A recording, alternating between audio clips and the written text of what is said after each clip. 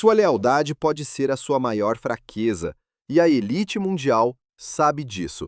Imagine ser o chefe de segurança de um bilionário e descobrir, tarde demais, que ele não é humano. Por 20 anos, um homem protegeu um segredo terrível.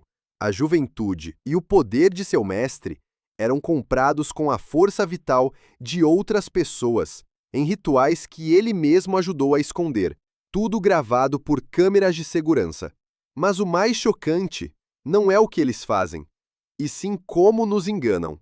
Existe um pacto, um juramento que cega até os mais atentos, e eu vou revelar como ele funciona. Mais importante, vou mostrar os sinais físicos que eles não conseguem esconder, anomalias que os tornam diferentes de nós e que você poderá identificar no seu dia a dia. O que você está prestes a ouvir pode salvar sua vida. Aperte em inscrever-se agora mesmo e escreva nos comentários sua cidade. Vamos ver quantos de nós estão despertando. Eu sei que você talvez não acredite no que vou dizer.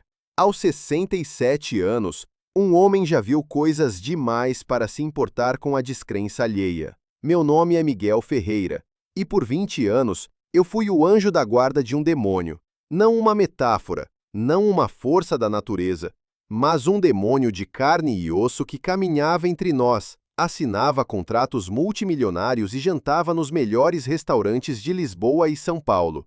E o meu trabalho, o emprego que me deu tudo e depois me tirou a paz, era garantir que ninguém jamais descobrisse a sua verdadeira natureza. Estou gravando isso porque eles estão vindo atrás de mim e da minha filha Mariana. Se algo me acontecer, a verdade não pode morrer comigo. Você, que está ouvindo isso agora, não foi escolhido ao acaso. O universo, ou talvez uma força mais sombria, guiou estas palavras até você. E nos próximos minutos, vou lhe entregar um conhecimento que pode salvar sua vida, mas que também vai destruir para sempre a sua percepção da realidade. A primeira coisa que você precisa saber, a verdade que precisa ecoar em sua mente como um trovão, é esta. Há pouco mais de um ano, em uma noite fria de julho, na sua quinta no Douro, eu vi meu chefe, o Sr. Antônio Almeida, um dos homens mais ricos de Portugal, um filantropo com negócios no Brasil inteiro, transformar-se em uma criatura de pesadelo e devorar a força vital de um jovem executivo do Rio de Janeiro. Eu vi a vida do rapaz se esvair como fumaça, sendo sugada para dentro daquela coisa. E vi o Sr. Almeida rejuvenescer 10 anos em menos de 10 minutos. Isso não é uma história de terror para assustar crianças. É um testemunho. A verdade nua e crua sobre a elite que governa o mundo das sombras.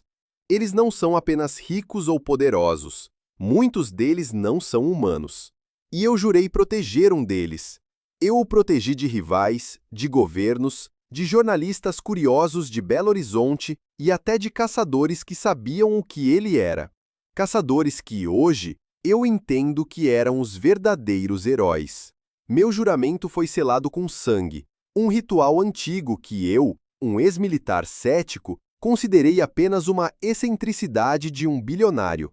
Mas aquele juramento prendeu minha alma a dele. E agora que o quebrei para salvar minha filha, as correntes se tornaram laços de caça. Ele não vai descansar enquanto não nos encontrar, mas antes que ele o faça, eu vou lhe contar tudo. Vou lhe mostrar os sinais, as regras, os segredos que eles guardam às 7 chaves. Em uma semana, depois de ouvir tudo o que tenho a dizer, você começará a ver o mundo com outros olhos. Você notará os pequenos detalhes nos homens de poder, a forma como eles não refletem a luz nos olhos, a vitalidade antinatural que possuem. Este conhecimento é uma arma. Use-a com sabedoria. A autoridade do que digo não vem de mim, um velho fugitivo, mas de textos que encontrei na biblioteca dele. Textos que datam da Suméria, do Antigo Egito, e que se conectam a pesquisas modernas sobre energia bioplasmática que cientistas em Curitiba e Porto Alegre estão começando a sussurrar. Ele não é o único. Eles estão por toda parte. E a pergunta que me assombra todas as noites, a pergunta que agora passo para você é: como um homem de bem, um soldado que serviu seu país, acaba vendendo a alma para proteger um monstro? Imagine o som. Não um grito de dor, mas um silvo, o som do ar sendo arrancado de pulmões que nunca mais respirarão. Imagine ver um homem, que minutos antes apertou sua mão e sorriu, murchar como uma fruta apodrecida, a pele grudando nos ossos, os olhos perdendo o brilho e se tornando duas pedras opacas de desespero. E do outro lado da sala, o predador, meu chefe, se tornando mais vibrante, a pele mais firme, os cabelos grisalhos escurecendo na raiz. Esse contraste, essa transferência profana de vida, é uma imagem que o inferno gravou a fogo na minha memória. É o choque de entender que a vida não é sagrada para todos. Para alguns, é apenas alimento. Antes de tudo acontecer, naquela mesma noite, os cães da propriedade não ladravam, eles choramingavam. Um choro baixo, gutural, o som do medo primordial. Eu, na minha arrogância, achei que era apenas o frio, mas agora eu entendo. Os animais sempre sabem. Eles sentem a vibração errada no ar, a presença de algo que viola as leis da natureza. Se você tem um animal de estimação, observe-o.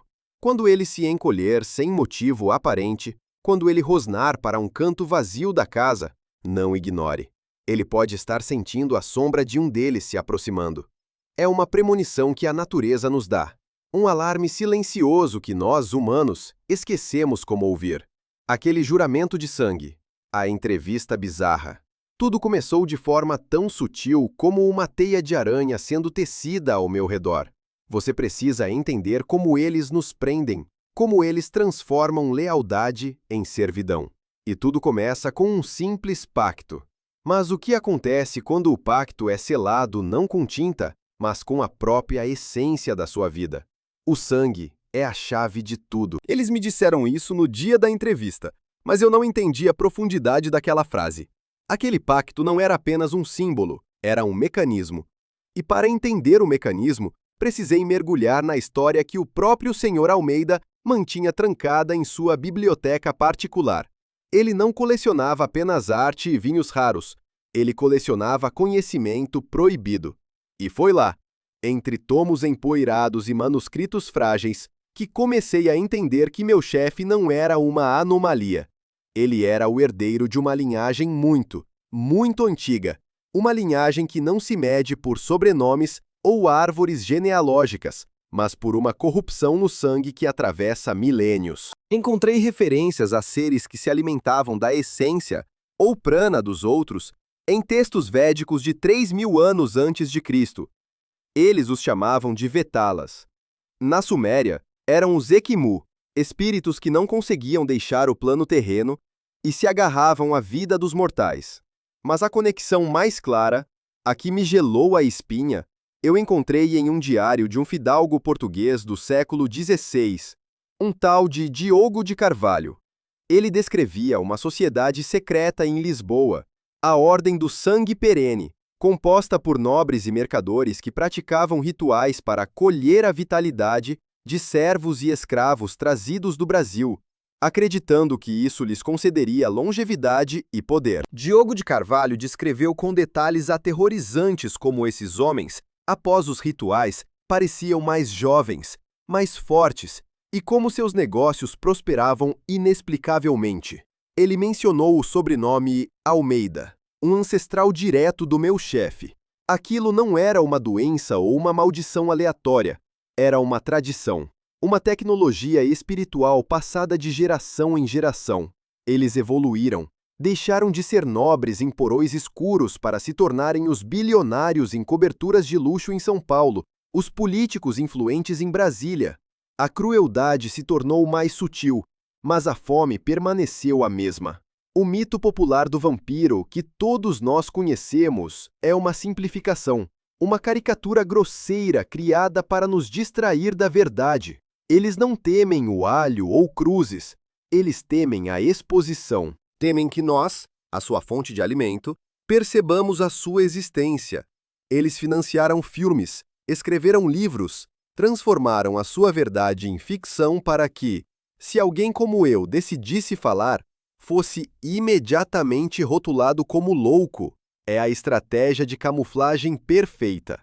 Eles se esconderam à vista de todos, transformando seu maior segredo em entretenimento popular.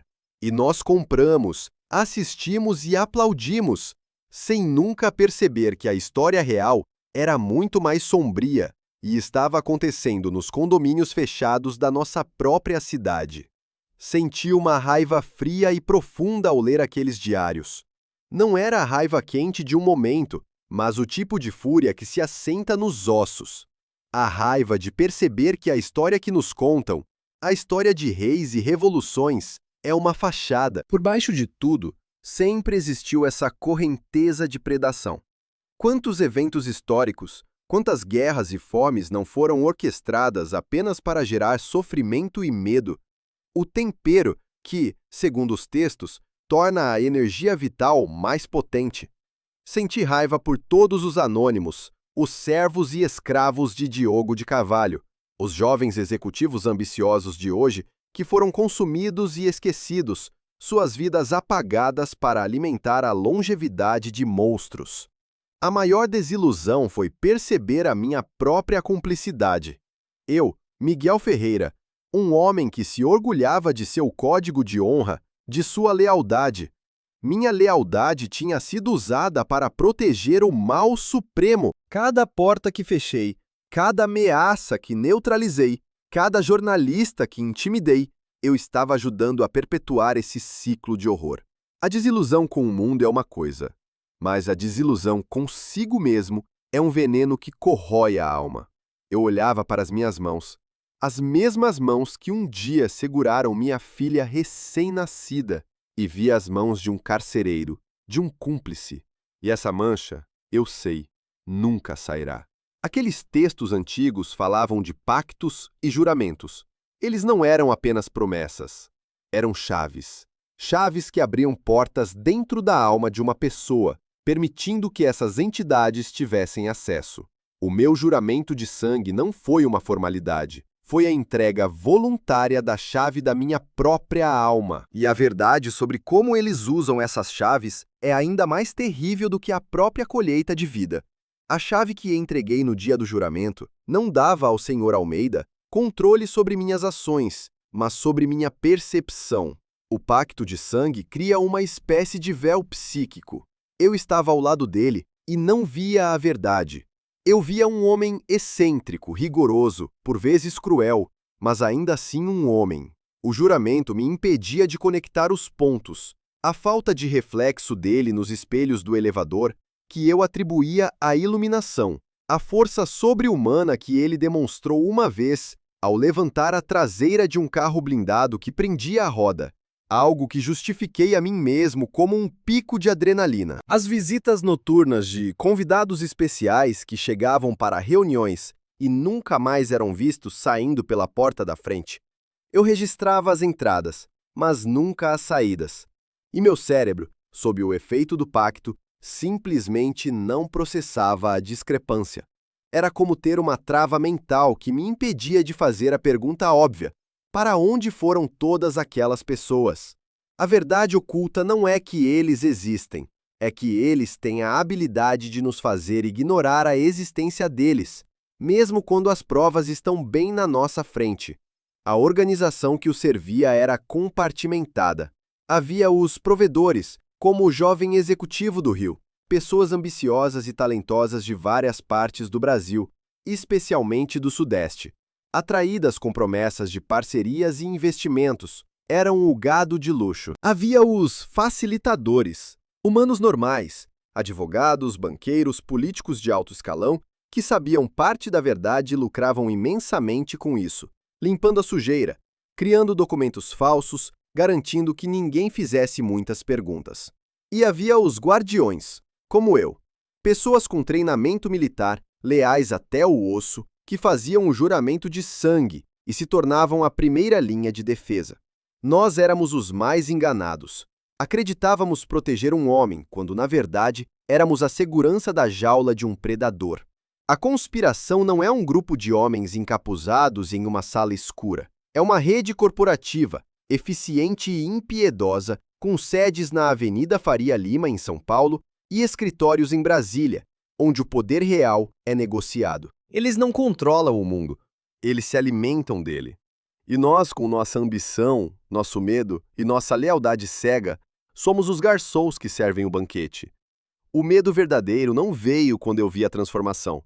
Veio depois, quando eu estava em fuga com Mariana e percebi a extensão da rede dele. O medo de que o simpático dono da pousada em uma cidadezinha de Minas Gerais pudesse ser um informante. O medo de que o policial que nos parou na estrada não estivesse interessado na minha documentação, mas em confirmar minha identidade. O medo de que cada câmera de segurança, cada transação com cartão de crédito, cada ligação de celular fosse um farol, sinalizando nossa posição. É um medo paralisante. A sensação de que não há para onde correr, porque o monstro não está apenas atrás de você, ele é o próprio sistema. A pior parte de saber a verdade é o isolamento absoluto. Para quem eu poderia contar isso? Meus antigos colegas do exército? A polícia? Eles me internariam em um hospício em questão de horas. Minha própria filha, Mariana, no início, olhava para mim com uma mistura de pena e preocupação, achando que a idade e o estresse finalmente tinham quebrado a mente do pai. O peso desse segredo é como estar se afogando em um oceano à vista de uma praia lotada. Você grita por socorro, mas ninguém ouve, ninguém entende. Eles apenas veem um velho louco se debatendo na água. Esse isolamento é a arma mais poderosa deles. Ele nos quebra por dentro, muito antes que seus agentes nos encontrem. Eles não são invencíveis. Eu descobri isso por acidente. Existe uma prova física, uma evidência que a ciência moderna, mesmo sem querer, está começando a confirmar. Uma evidência que eu mesmo registrei, sem saber o que era, por anos a fio. E está nos lugares mais mundanos que você pode imaginar. Por anos, parte do meu trabalho era supervisionar a instalação e manutenção de todos os sistemas de segurança nas propriedades do Sr. Almeida. Câmeras de alta definição, sensores de calor, microfones de longo alcance, eu tinha acesso a tudo. Depois que fugi, levei comigo alguns discos rígidos, os registros de meses de vigilância. Em casa, desesperado por respostas, comecei a analisar as gravações. E foi aí que encontrei a prova. Em câmeras de imagem térmica, a assinatura de calor do Sr. Almeida era errada. Enquanto um ser humano normal tem uma temperatura corporal de cerca de 36 ou 37 graus Celsius, a dele era consistentemente mais baixa, por volta dos 32. Mas o mais chocante era o que acontecia depois dos rituais. Nas horas seguintes a uma daquelas reuniões noturnas, sua temperatura corporal subia drasticamente, chegando a 40 graus, como se ele estivesse com uma febre altíssima. Era como se o corpo dele estivesse cozinhando a energia que havia acabado de absorver. Eu mostrei esses vídeos, sem dar o contexto completo, a um contato meu, um físico chamado Dr. Lucas Costa, da Universidade de Campinas. Ele ficou fascinado. Falou sobre termodinâmica, sobre o sistema biológico que opera com uma eficiência energética anômala, quase como uma bateria que passa por ciclos de carga e descarga violentos. Ele não entendeu o que via, mas validou cientificamente a anomalia. Além disso, havia os documentos. O Sr. Almeida tinha um interesse particular em empresas de biotecnologia e bancos de sangue em cidades como Recife e Salvador. Eu encontrei contratos de fornecimento e pesquisa que não faziam sentido. Ele estava financiando estudos sobre a qualidade e a vitalidade do plasma sanguíneo de doadores jovens e saudáveis. Não era para transfusões ou para a cura de doenças. Os relatórios que eu encontrei falavam em potencial energético e assinatura quântica. Ele não estava interessado nos componentes biológicos do sangue, mas em algo mais sutil, na própria força vital que ele continha. Testemunhas. Eu mesmo sou uma. Lembro-me de um caso específico. Um jovem programador de Fortaleza chamado Pedro Martins que foi trazido para apresentar um projeto revolucionário. Ele passou uma noite na quinta. No dia seguinte, o projeto foi comprado por uma quantia irrisória e Pedro foi mandado de volta para casa. Um colega meu que o levou ao aeroporto comentou como o rapaz parecia exausto, envelhecido, como se tivesse perdido todo o brilho. Na época, pensei que fosse apenas o estresse de uma negociação brutal. Hoje, eu sei que Pedro não perdeu apenas o negócio. Ele perdeu uma parte de si mesmo, uma parte de sua vida que foi usada para alimentar o meu chefe. Esses são os exemplos, as provas que o mundo se recusa a ver. Não são fantasmas ou monstros de contos de fadas. É biologia, física e crueldade, operando em um nível que nossa ciência mal começa a arranhar. Encontrar essas anomalias térmicas, ter a validação, mesmo que indireta, do Dr. Costa, foi como encontrar uma vela na escuridão total. Pela primeira vez eu tinha algo concreto, algo que não era apenas a minha palavra de louco. Era uma prova, uma pequena fresta de luz que mostrava que eles não eram deuses, não eram seres puramente sobrenaturais. Eles tinham a biologia, tinham regras, tinham fraquezas. E se algo tem fraquezas, pode ser combatido. Essa pequena esperança foi o combustível que me manteve em movimento. A certeza de que eu não estava apenas fugindo, mas talvez, apenas talvez, procurando uma maneira de lutar. Quando Mariana, minha filha, viu as gravações térmicas, vi a dúvida em seus olhos ser substituída por um horror compreensivo. Ela não entendeu a ciência por trás, mas viu a anomalia. Viu o pai dela não como um velho senil, mas como alguém que tropeçou em uma verdade terrível. Naquele momento eu não estava mais sozinho na minha luta. Ter o apoio dela, ter alguém que finalmente acreditava em mim, validou toda a minha sanidade. Foi como se uma âncora me prendesse de volta à realidade, me dando a força para continuar. A verdade, quando compartilhada, se torna mais forte. As anomalias físicas eram apenas a ponta do iceberg. A verdadeira mecânica por trás do poder deles não é biológica, mas algo muito mais profundo. Algo que as religiões antigas chamavam de alma. E o que eu vi naquela câmera de segurança, no clímax do meu serviço, foi a mecânica profana dessa transferência de almas em ação. A noite em que tudo mudou, a noite em que o véu se rasgou completamente, foi a noite do ritual com o executivo do Rio de Janeiro, um rapaz chamado Gustavo. Eu não deveria estar assistindo. Minha função era garantir o perímetro externo, garantir que ninguém entrasse ou saísse.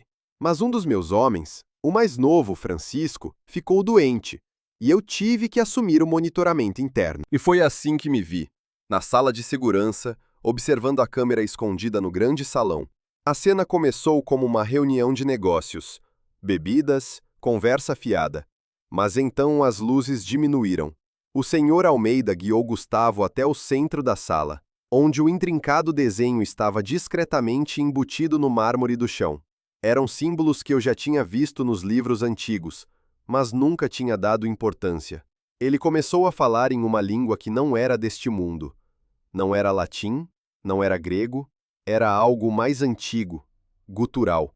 As palavras pareciam arranhar o ar. E então, a transformação começou. Não foi como nos filmes, com efeitos especiais. Foi sutil e medonho. O corpo do Sr. Almeida começou a vibrar. A imagem na câmera tremia ao redor dele. E ele começou a crescer. Não muito, mas o suficiente para que seu terno parecesse, de repente, apertado demais. A pele esticou, os olhos se tornaram completamente negros, e uma sombra, uma fumaça escura, começou a emanar dele. Gustavo, o convidado, estava paralisado.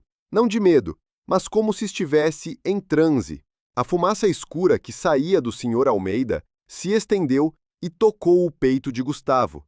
E então eu vi, da boca e do nariz do rapaz, uma luz pálida e prateada começou a ser puxada, como um fio de seda luminoso. Era a força vital dele, a alma, a essência, o que quer que você queira chamar. E essa luz estava sendo sugada pela sombra, entrando no Sr. Almeida. A cada fio de luz que ele absorvia, sua forma monstruosa se tornava mais sólida, mais jovem, mais poderosa. Gustavo, por outro lado, envelhecia a cada segundo. O cabelo escureceu, a pele enrugou, o corpo se curvou. Quando a última centelha de luz deixou seu corpo, ele desabou no chão, uma casca vazia.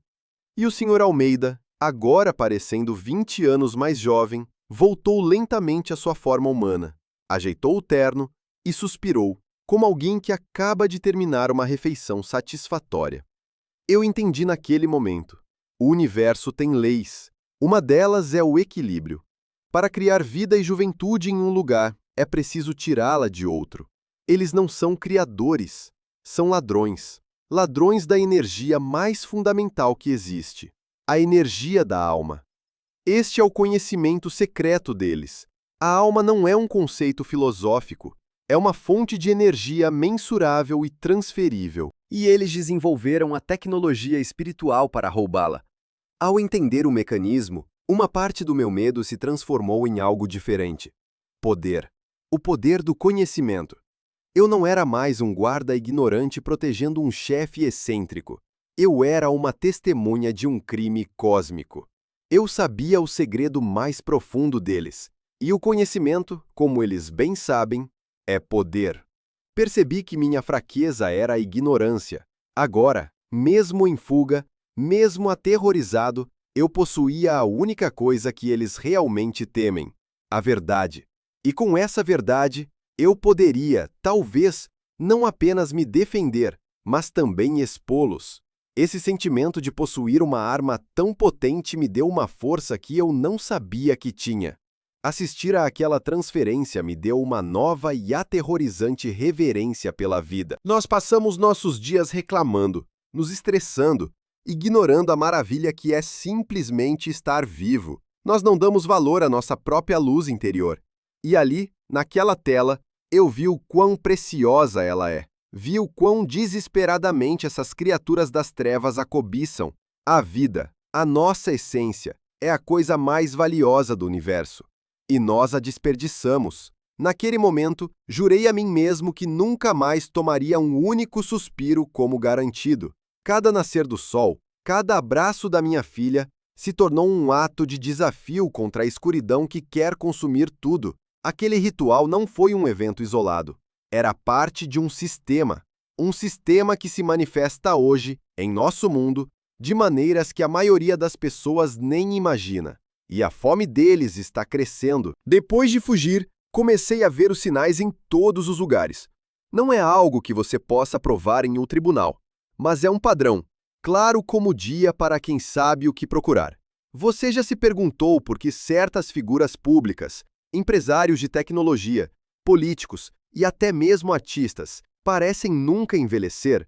Ou como eles mantêm um nível de energia e produtividade que parece sobre-humano, trabalhando 20 horas por dia, viajando pelo mundo sem parar, mesmo aos 70 ou 80 anos? A imprensa chama isso de boa genética, ou estilo de vida saudável. Eu chamo de manutenção. O Sr. Almeida não era o único. Ele fazia parte de um clube, uma rede global. Eles se encontram em eventos exclusivos, como o Fórum Econômico Mundial, ou em retiros privados em ilhas remotas. Eles não estão lá apenas para discutir negócios ou política. Estão lá para trocar informações, para negociar fontes e para se manterem longe dos olhos do público. A relevância disso para você, para cada um de nós, é direta e brutal. A sociedade moderna, com sua cultura de celebridades, com a obsessão pela juventude e pelo sucesso a qualquer custo, é o campo de caça perfeito para eles. Pense nos inúmeros casos de jovens talentos, em São Paulo, no Rio de Janeiro, que acendem como um foguete e depois desaparecem misteriosamente ou sucumbem a overdoses ou depressão súbita. Muitos são vítimas. São os convidados para as festas exclusivas, os protegidos de mentores poderosos. Eles oferecem suas ideias, sua criatividade, sua juventude, sua força vital, em troca de um vislumbre de fama e fortuna, sem saber o preço final que irão pagar. As tecnologias modernas também servem a eles. As redes sociais, por exemplo, elas não roubam apenas nossos dados, elas nos ensinam a quantificar nossa própria energia. Cada curtida, cada seguidor, é uma pequena dose de validação, uma pequena faísca de energia emocional que nós oferecemos voluntariamente. E eles, os mestres da manipulação, estão aprendendo a colher essa energia em massa. Não é tão potente quanto um ritual direto, mas é um fluxo constante. Nós estamos nos tornando uma fazenda de gado energético, alimentando um sistema que mal compreendemos. A crise de saúde mental, a epidemia de ansiedade e depressão entre os jovens. Você acha que é um acidente. O medo, a tristeza, a desesperança são emoções de baixa vibração. Elas tornam a nossa energia vital mais fácil de digerir. Como li em um dos textos do Sr. Almeida, eles estão nos adoecendo para nos consumir com mais facilidade. Cada notícia que vejo sobre um jovem bilionário com uma nova tecnologia revolucionária, cada político que surge do nada com um carisma inexplicável, cada vez que vejo a adoração cega das massas por essas figuras, sinto um nó no estômago. É uma urgência desesperada de gritar, de sacudir as pessoas e dizer: abram os olhos, vejam o que está por trás da máscara. O tempo está se esgotando. A influência deles cresce a cada dia. Não estamos mais falando de monstros escondidos em castelos antigos. Eles estão nos nossos telefones, nas nossas televisões, moldando nossa cultura, nossa política e nossos sonhos. E a cada dia que passamos em ignorância, a teia deles se fecha um pouco mais ao nosso redor. De repente, tudo se conectou. A corrupção em Brasília, a ganância desenfreada do mercado financeiro em São Paulo, a exploração de recursos na Amazônia, a cultura de violência no Rio. Não são problemas isolados, são sintomas da mesma doença.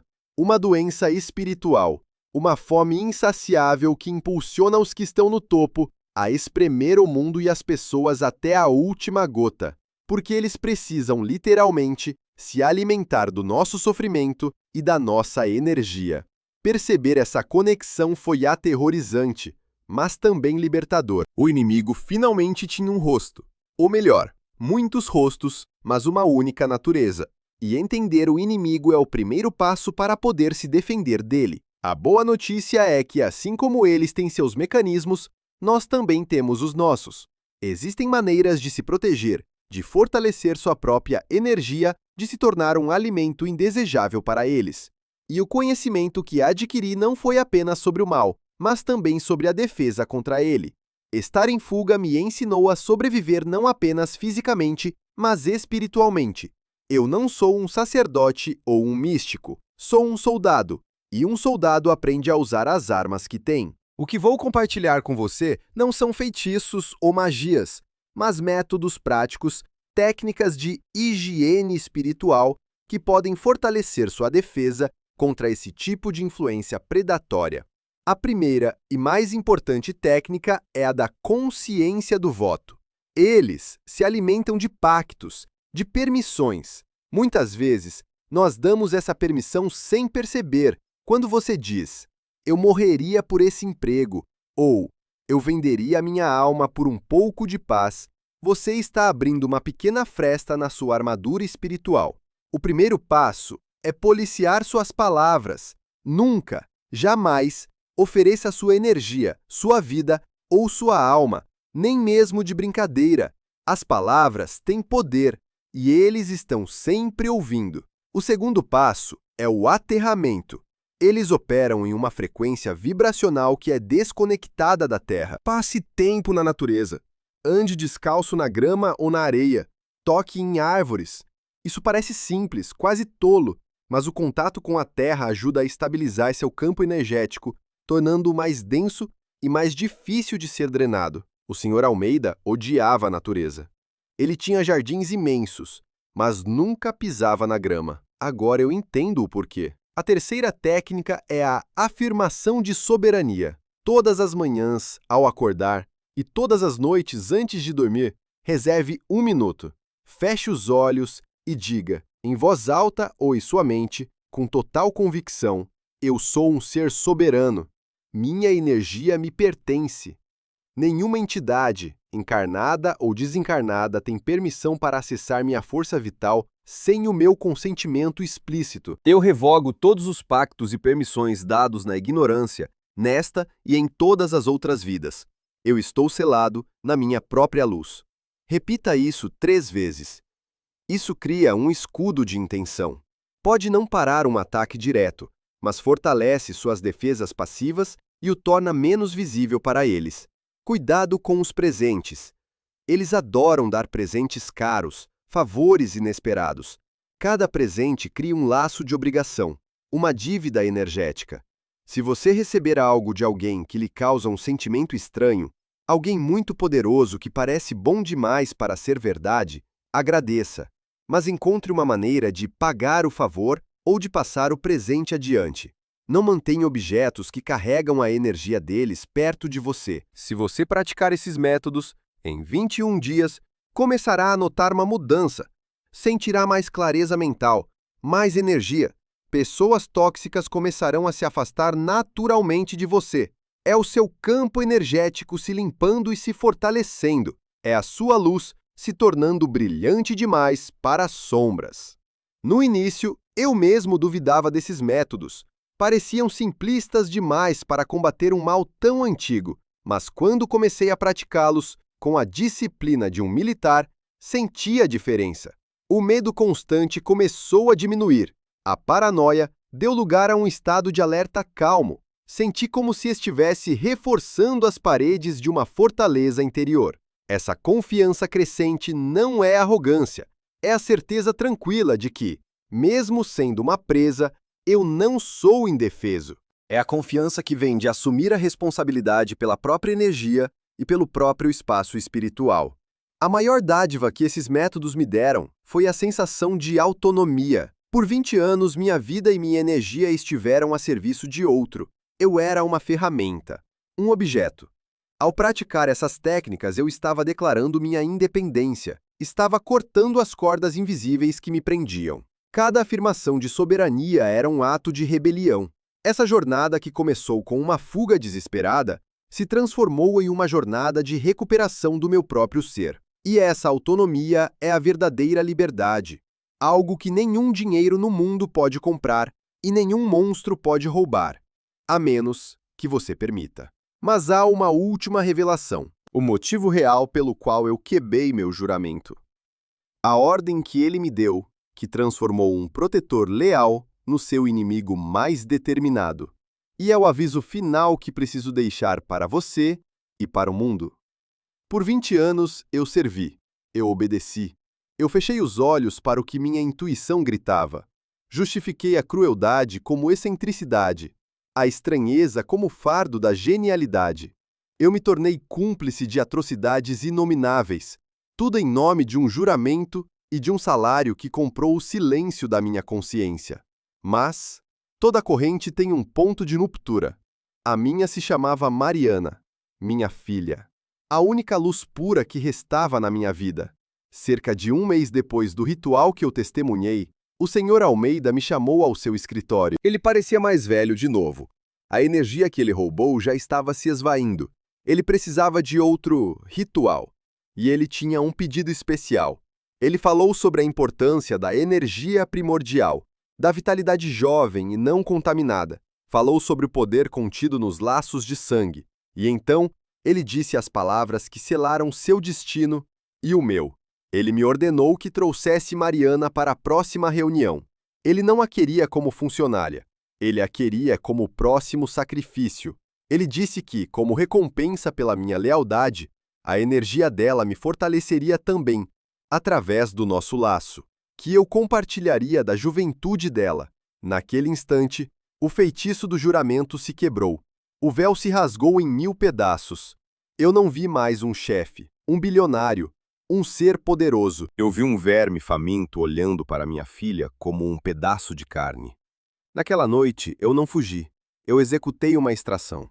Usei todo o meu treinamento para tirar Mariana de seu apartamento em São Paulo, apagar nossos rastros e desaparecer. E agora, estamos aqui, em algum lugar no vasto interior do Brasil, nos movendo constantemente. Este é o meu chamado à ação para você. Não se trata de lutar contra eles com armas.